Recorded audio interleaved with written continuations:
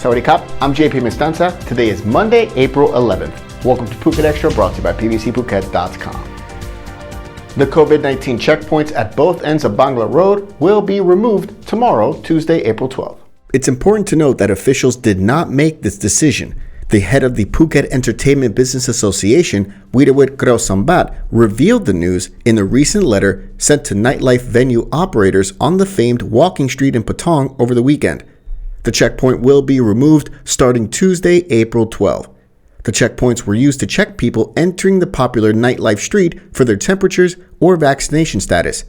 The news comes just days before Songkran, the Thai New Year holiday this week, from April 13th to the 15th, although water splashing has been prohibited.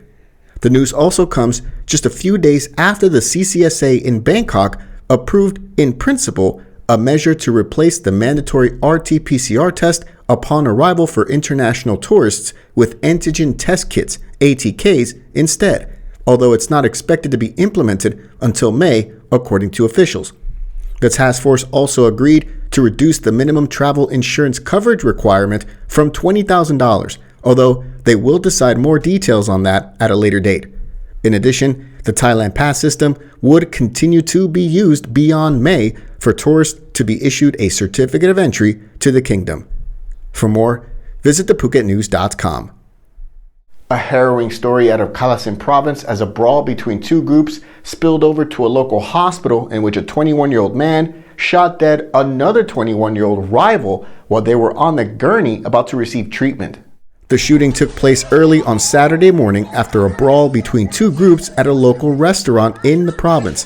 One of the men, 21-year-old Suricha Sunantanam, had been taken to Phuket Hospital and was on the gurney about to get treatment when one of the men from the other group stormed the emergency room with a gun. Surichai rolled off the gurney to duck for cover, but the assailant, 21-year-old Bunyarit Ponkan, shot at Surichai 4 times, including in the neck, and he died there in the emergency room. Bunyarit then fled the hospital with another 20-year-old man. Hours later, at a different hospital in Kalasin province, Bunyarit was arrested as he was looking for treatment on an injured wrist. He and the person who helped him flee are now facing charges in connection with the brazen shooting. For more, visit thephuket.news.com. Tremors near the Nicboar Islands, about 440 kilometers west of Phuket, is prompting local officials here on the island to keep a close watch, just in case they need to warn people in coastal areas of a tsunami. An earthquake took place on Sunday night near the Nicboar Islands, which measured 4.8 on the Richter scale, about 40 meters deep. It was the 7th tremor recorded over the last few days and took place just 3 hours after a 4.7 tremor struck near the same area on Sunday afternoon. Phuket disaster officials have not issued any tsunami alerts or warnings for the region, but they are monitoring the situation closely. Stay up to date at thephuket.news.com.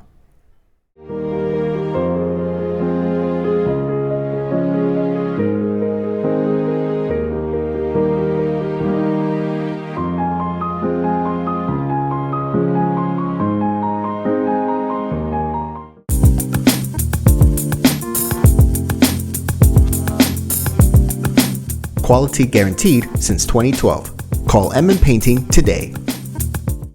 A special event over the weekend saw senior Phuket officials and other leading island figures gather atop Kaurang Hill in Phuket town on Sunday to pay tribute to Khaw Sim Bi, the first governor of Phuket and the man who introduced rubber plants to Thailand.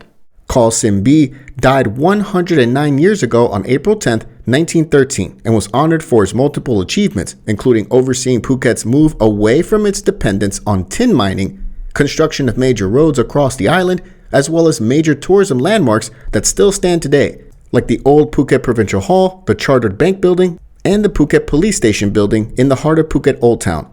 In addition, he introduced rubber plants to Thailand, and over time, Thailand has become the largest rubber producer in the world, producing 4.37 million metric tons of natural rubber in 2020.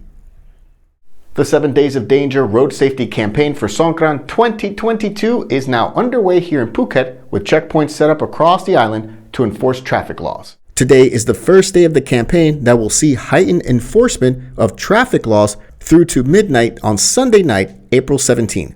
11 main checkpoints have been set up across the island, as well as 3 secondary checkpoints and 10 service points where motorists can take a break from driving or receive other assistance. Last Songkran, Phuket concluded the 7 Days of Danger Road Safety campaign with an official tally of 1 dead and 21 injured. For more, visit thephuketnews.com.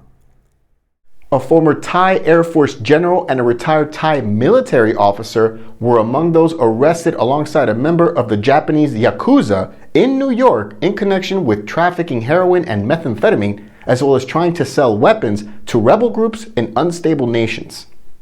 Authorities from the U.S. Drug Enforcement Administration announced the arrest of 4 men, including Takeshi Ebisawa from Japan and 3 Thais, Sompak Rukraksarani, Sompob Singasiri, and Suksan Julanan, on charges of money laundering, arms trafficking, and narcotics. An undercover investigation began back in 2019 that saw the 4 men allegedly attempt to sell large amounts of heroin and methamphetamine they allegedly acquired from the United Wa State Army in Myanmar.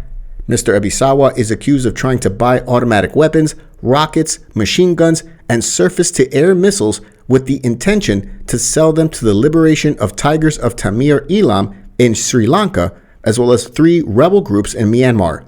Authorities say Ebisawa was a leader of the Yakuza transnational organized crime syndicate in Japan, while Julanan was a Thai Air Force general and Rukraksarani was a retired military officer in Thailand.